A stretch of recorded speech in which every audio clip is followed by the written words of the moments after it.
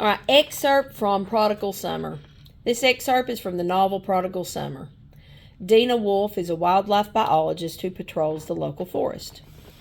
All morning the animal trail had led her uphill, ascending the mountain, skirting a rhododendron slick, and now climbing into an old-growth forest whose steepness had spared it from ever being logged. But even here, where a good oak hickory canopy sheltered the ridge top, last night's rain had pounded through hard enough to obscure the tracks. She knew the animal's size from the path it had left through the glossy undergrowth of May-apples, and that it was enough to speed up her heart. It could be what she had been looking for these 2 years and more, this lifetime. But to know for sure she needed details, especially the faint claw mark beyond the toe pad that distinguishes canid from feline. That would be the first thing to vanish in a hard rain, so it wasn't going to appear to her now, however hard she looked. Now it would take more than tracks, and on this sweet, damp morning at the beginning of the world, that was fine with her. She could be a patient tracker. Eventually the animal would give itself away with a mound of scat, which might have dissolved in the rain too, or something else, some sign particular to its species. A bear will leave claw marks on trees and even bite the bark sometimes, though this was no bear. It was the size of a German shepherd, but no house pet either.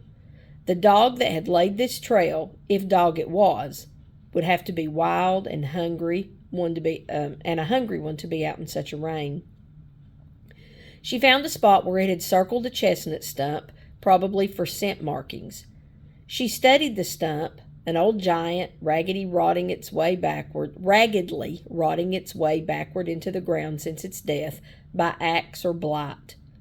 Toadstools dotted the humus at the base, tiny ones, brilliant orange, with delicately ridged caps like open parasols. The downpour would have obliterated such fragile things. These must have popped up in the few hours since the rain stopped, after the animal was here then.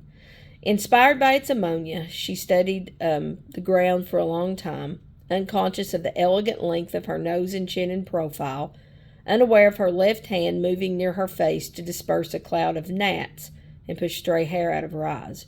She squatted, steadied herself by placing her fingertips in the moss at the foot of the stump, and pressed her face into the musky old wood.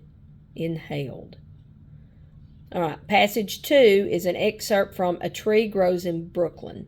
Francie is a young girl growing up in Brooklyn, New York in the early 1900s. In this excerpt, she watches the activities taking place in her neighborhood. 4 rooms made up the new flat. They led into the other and were called railroad rooms. The high, narrow kitchen faced out on the yard and was a flagstone walk surrounding a square of cement like sour earth out of which nothing could possibly grow. Yet there was this tree growing in the yard. When Francie first saw it, it was only up to the 2nd story. She could look down on it from her window. It looked like a packed crowd of people of assorted sizes, standing umbrella-protected in the rain. There was a lean clothes pole in the backyard from which 6 wash lines on pulleys connected with 6 kitchen windows. The neighborhood boys kept themselves in pocket money by climbing the poles to replace a wash line when it slipped off a pulley. It was believed that the boys climbed the pole in the dead of night and sneaked the line off the pulley to guarantee the next day's dime. On a sunny, windy day, it was pretty to see the lines filled, the square white sheets taking the wind like the sails of a storybook boat, and the red, green, and yellow clothes straining at the wooden pins as though they had life. The pole stood against a brick wall, which was the windowless side of the neighborhood school. Francie found that no 2 bricks were alike, and when she looked real close. It was a soothing rhythm the way they were put together with crumbly, thin lines of white mortar.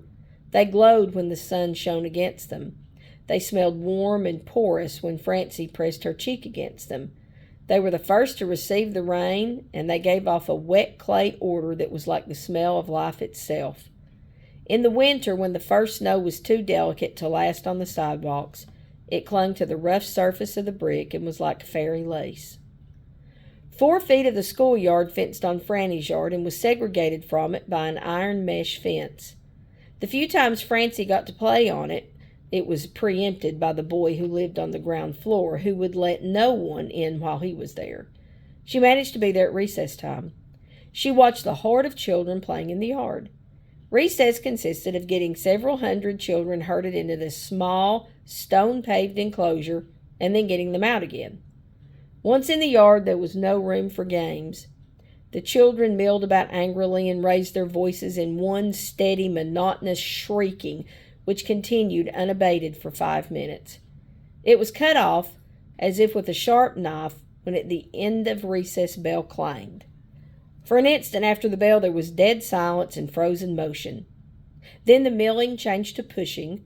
The children seemed as desperately anxious to get in as they had been to get out. The high shrieking changed to subdued wailing as they fought their way back. Francie was in her yard one mid-afternoon when a little girl came out alone into the schoolyard and importantly clapped 2 blackboard erasers together to free them from chalk dust. To Francie, watching, her face close to the iron mesh, this seemed the most fascinating occupation ever devised. Mama had told her that this was the task reserved for the teacher's pets. To Francie, pets meant cats, dogs, and birds. She vowed that when she was old enough to go to school, that she would meow, bark, and chirp as best as she could so that she could be a pet and get to clap the erasers together. All right, number 1. What is the meaning of obliterated in paragraph 2? Decorated, destroyed, disguised, and divided. Then what effect does the phrase like fairy lace in paragraph 7 have on the meaning of the passage? It shows that Francie is fascinated by her environment. It shows that Francie lives in her imagination. It shows that Francie wishes to play outside in the winter. And it shows that Francie has been reading make-believe stories. All right, Colt, you have 2 other questions. I actually don't have them on the one I'm looking at. I don't think. Let me go back and see if I can find it real quick. Now that, You want to see our marker book? I could. Oh, wait, here it is. I think this has it. I was just on a different one. All right. 3. In passage 2, how does Francie respond to seeing the girl clapping erasers together at the school? Francie attempts to convince her mother to let her act like a pet. Francie's ideas about teachers' pets are corrected by her mother. Francie decides that she wants to become a teacher's pet herself.